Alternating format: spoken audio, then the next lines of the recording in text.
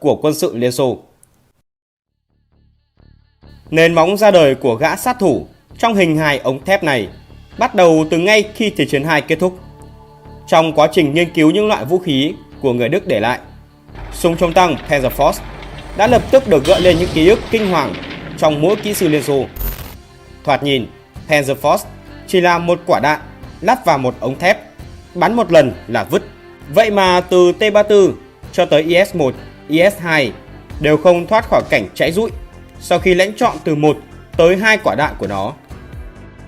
Kinh khủng hơn nữa chính là nhờ có sự thiết kế đơn giản kể trên nên người Đức không mất nhiều thời gian để có thể sản xuất cũng như huấn luyện bất cứ ai sử dụng.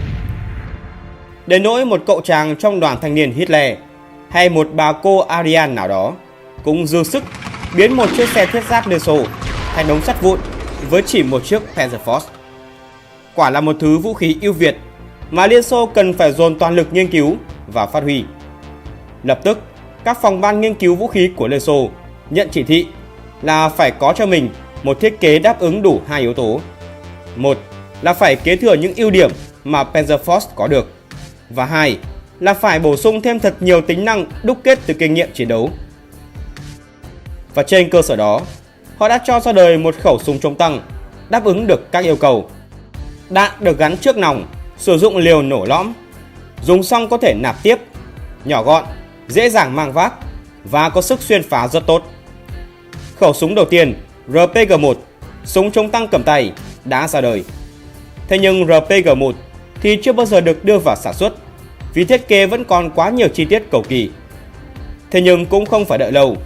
Mẫu RPG đầu tiên được sản xuất đại trà là RPG-2, ra đời vào cuối những năm 1940 và được đưa vào biên chế giữa những năm 1950. Dù rằng RPG-2 vẫn tỏ ra là một loại vũ khí có uy lực với khả năng xuyên giáp tới 200 ly, tầm ngắm bắn là 150 m.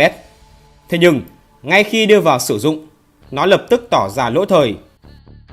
Tốc độ ban đầu của đạn phóng lựu PG2 80 ly là 84 m/giây. Do đó, các điều kiện khí tượng, đặc biệt là gió ngang, ảnh hưởng rất lớn tới độ chính xác của phát bắn. Ngay cả trong điều kiện thời tiết tốt, độ chính xác của phát bắn ở khoảng cách tối đa vẫn chưa đạt được yêu cầu mong muốn. Chưa kể theo thời gian, PG2 dường như vô hại với lớp giáp ngày một dày lên của những chiếc xe tăng. Nhận ra nhược điểm đó, Liên Xô lập tức tìm kiếm một giải pháp có cấu hình tương tự như RPG-2, thế nhưng phải mạnh mẽ và uy lực hơn nữa. Và cuối cùng, vào năm 1958, Liên Xô cũng đã có thứ mà họ muốn với khẩu súng chống tăng RPG-7. Khẩu súng này đã khắc phục được những nhược điểm cố hữu từ trong thiết kế của các tiền bối, và thậm chí còn đáng sợ hơn khi sức mạnh hỏa lực, tầm bắn tối ưu đều gấp đôi so với người tiền nhiệm RPG-2. Chính nó đã thay thế cho vị trí của RPG-2 trong Hồng quân Liên Xô từ năm 1961. Dẫu là bản cải tiến sâu của RPG-2, nhưng cơ chế hoạt động của RPG-7 thì vẫn giữ được sự tương đồng và đơn giản của người tiền nhiệm. Khi khai hỏa, quả đạn PG-7 bắn ra khỏi ống phóng với sơ tốc đầu nòng là 115 m/giây. Đạn thì gồm hai phần là liều phóng và đầu đạn. Liều phóng được lắp vào đầu đạn trước khi được lắp vào súng. Đạn có 4 cánh gập ngược lên phía trước, chứ không cuộn quanh thân đạn như RPG-2. Khi bắn ra khỏi nòng, các cánh này sẽ xòe ra. Liều phóng có một lõi cứng, đằng sau phần lõi này là một tua bin xoắn.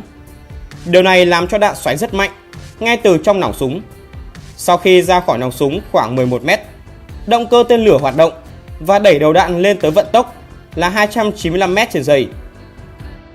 Tới khoảng cách 900 m, đạn sẽ tự hủy bằng ngòi cháy chậm nếu không chạm mục tiêu. Động cơ tên lửa khởi động chậm nhằm tránh xạ thủ dính vào luồng phụt phía sau của tên lửa. Khi chạm mục tiêu, nó sẽ xuyên từ 260 ly đến 300 ly thép đồng nhất. Một uy lực khủng khiếp tới mức vào cuối thập niên 70, không một chiếc xe tăng nào của NATO có thể chống lại sức công phá từ một phát bắn của RPG-7 từ mọi phía. Xin nhắc lại là không một chiếc xe tăng nào, kể cả xe tăng hạng nặng. Trong 65 năm kể từ khi ra đời, thông qua nhiều phương thức khác nhau như viện trợ, chuyển giao công nghệ sản xuất, đến tịch thu chiến lợi phẩm và thậm chí là cả buôn lậu. Cơn thác lũ RPG-7 đã tràn ra khắp thế giới và gieo rắc nỗi kinh hoàng cho bất cứ ai đã rơi vào tầm ngắm của chúng. Nó khai hỏa bất kể ngày đêm và ở bất cứ đâu, kể cả là các chiến trường nóng bỏng giữa các quốc gia, cho tới những vụ đụng độ giữa giới tội phạm khủng bố với chính quyền. Con số hơn 9 triệu khẩu và các bản sao được xuất xưởng khiến nó trở thành khẩu súng chống tăng phổ biến nhất mọi thời đại.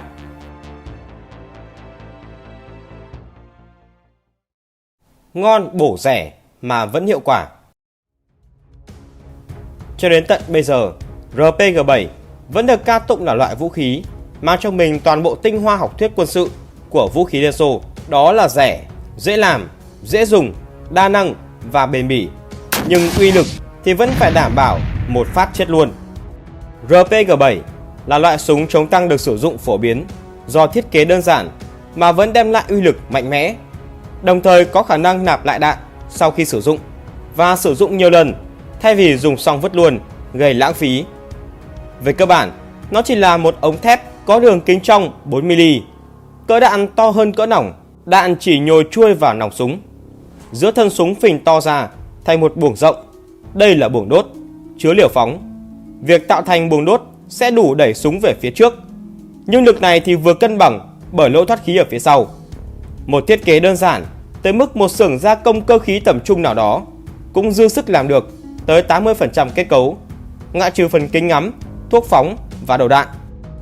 Sự nguy hiểm của RPG-7 nằm ở chỗ nó có thể biến một người lính trở thành sát thủ diệt tăng theo một cách vừa rẻ tiền vừa nhanh chóng. Ống phóng khoảng 2.000 đô la, quả đạn 500 đô la, quá bèo so với khả năng đốt tiền của một đội quân. Cơ chế sử dụng chỉ gói gọn trong 4 ý, đó là nạp đạn, bấm khóa an toàn, ngắm và bắn. Quá đơn giản đối với bất kỳ một người trưởng thành nào. Sáng làm quen, chiều có thể ra chiến trường thực chiến luôn. Tổng cộng cho cả một combo chỉ tốn khoảng 60 triệu, lại còn có khả năng bắn liên tục. Trúng là ăn, không trúng hoặc trúng rồi mà chưa ngỏm thì mình làm lại. Đổi lại, có thể đốt cháy cả một chiếc xe tăng trị giá hàng triệu đô. Như thế này thì còn gì ác mộng hơn đối với các đội quân trên chiến trường. Sự đáng sợ của RPG-7 vẫn chưa vì thế mà dừng lại. Một trong những đặc điểm tạo nên sự trường tồn của súng RPG-7 nằm ở khả năng dễ nâng cấp. Nó chỉ cần được cập nhật ở 3 thứ là hệ thống ngắm, quả đạn và kinh nghiệm sử dụng. Còn lại thì cấu hình ống phóng vẫn giữ nguyên.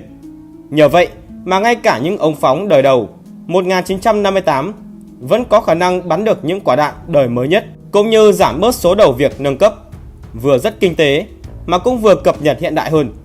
Thông qua mỗi cuộc chiến, các nhà quân sự lại tìm thấy ở RPG-7 những tính năng mới mà trước đó không ai có thể nghĩ ra, như chống bộ binh, chống trực thăng, để sau đó nâng cấp cho nó đảm đương được những tính năng mới. Bởi vậy mà RPG-7 mới trở thành món vũ khí muôn đời không lỗi thời như cách mà họ dành cho AK-47. Tổng kết lại, với những ưu điểm đã có ở trên, không cần phải PR dài dòng, RPG-7 cùng với những AK-47 hay CKC của Liên Xô hay M16, FN, FAL của NATO đã trở thành những sứ giả chiến tranh thời hiện đại. Sứ giả chiến tranh. Cuộc chiến đầu tiên và quy mô lớn mà RPG-7 xuất hiện lần đầu chính là tại Việt Nam. Bắt đầu từ năm 1967, các đơn vị quân đội nhân dân Việt Nam đã sử dụng RPG-7 với tên gọi là B-41 trong chiến đấu và chúng phát huy hiệu quả rất tốt. Nếu như trong thời gian đầu, quân Mỹ và Việt Nam Cộng Hòa vẫn có thể tự tin là có xe tăng M48 Patton có thể chịu được vài phát bắn của B-40 vào giáp trước, thì khi mà RPG-7 xuất hiện, M48 Patton gần như phải nằm thớt chịu trận vì chỉ cần trúng một phát là tan xác luôn. Bởi tất cả những chỉ số của B-41, hay nói cách khác là uy lực của nó, đều gấp đôi so với B-40. Càng khốn khổ hơn cho người Mỹ khi lần này họ đã đụng đầu với một đối thủ có khả năng sáng tạo rất cao. Đặt vào môi trường tự nhiên và lối đánh du kích của Việt Nam, RPG-7 như tìm thấy được mối nhân duyên của mình, nên đã làm được những điều mà cha đẻ của nó cũng chưa từng nghĩ ra. Một mặt RPG-7 phát huy đúng vai trò mồi đốt lò, khiến hàng ngàn xe tăng, thiết giáp của Mỹ và quân đồng minh thành đống sắt vụn. Mặt khác, với các chiêu bắn vào vật cản, bắn đến giới hạn tự hủy để tạo mảnh văng, RPG-7 đã trở thành một khẩu súng phóng lựu cực kỳ uy lực khi đối đầu với bộ binh. Với lính Mỹ, khi bị phục kích bởi một tổ quân giải phóng, có người cầm B-41 thì quả thực là một thảm họa không lối thoát. Gặp phải một thứ vũ khí quá nguy hiểm, họ loay hoay đủ kiểu để chống đỡ. Đơn cử, những đơn vị xe tăng thiết giáp phải cất công chằng buộc đủ thứ như những bao cát xung quanh xe để giảm độ xuyên, lẫn hấp thụ phần nào đó nhiệt lượng và sức xuyên của quả đạn. Với xe thiết giáp M113, một thời là xương sống của chiến thuật thiết xạ vận, giờ đây bị né như né người yêu cũ. Thậm chí, nhiều lính Sài Gòn còn nghĩ ra quái chiêu buộc gậy nối dài và phần cần điều khiển của xe M113 và ngồi trên nóc xe điều khiển. Khi này, nếu xe bị dính đạn chống tăng thì họ chỉ bị hất văng xuống dưới đất, chứ không bị nướng chín trong xe. Cơn sang chấn mà B-41 Việt Cộng gây ra với người Mỹ, nó dai dẳng tới mức mà trong tài liệu huấn luyện chính thức năm 1976, Mỹ cho rằng B-41 có thể sử dụng như pháo và đại trà tới mức ai cũng có thể sử dụng. Điều đó dẫn tới sai lầm rằng một trung đội được trang bị B-41 có thể bắn trung bình 100 phát một phút và tối đa lên tới 400 hoặc 600 phát một phút, một tốc độ mà chỉ có siêu nhân mới đạt được. Và rõ ràng, RPG-7 đã góp một công không nhỏ khiến người Mỹ tới giờ vẫn phải ngắc ngoải trong hội chứng chiến tranh Việt Nam. Có một sự thật đáng nể phục, ngoài là loại vũ khí diệt được nhiều xe tăng nhất sau Thế chiến II, RPG-7 còn giữ kỷ lục bắn hạ nhiều trực thăng hơn cả những hệ thống tên lửa phòng không vác vai do Liên Xô chế tạo. Trong suốt chiến tranh Việt Nam, quân giải phóng đã sử dụng B-41 bắn hạ ít nhất là 128 trực thăng của Mỹ trên toàn chiến trường miền Nam. Dĩ nhiên là người Mỹ thì không bình luận gì để người ta phải bán tín bán nghi. Nhưng rồi thì năm 1993, sau vụ việc một chiếc trực thăng Black Hawk tân tiến của họ bị RPG-7 bắn rơi trước toàn thể dư luận thế giới tại Mogadishu, Somalia, thế giới bắt đầu nghi ngờ rằng liệu phải chăng thành tích trên của Việt Nam là có thật. Thế nhưng oái oăm thay, cuộc chiến khiến RPG-7 thực sự lưu danh thiên cổ lại là cuộc chiến chống lại chính quốc gia cha đẻ của nó tại chiến trường Afghanistan. Không để ý rằng xu thế chiến tranh của thế giới đang thay đổi, Liên Xô đã phạm phải sai lầm y hệt như người Mỹ khi ồ ạt đổ quân vào Afghanistan. Và đây là điều không thể tuyệt vời hơn cho người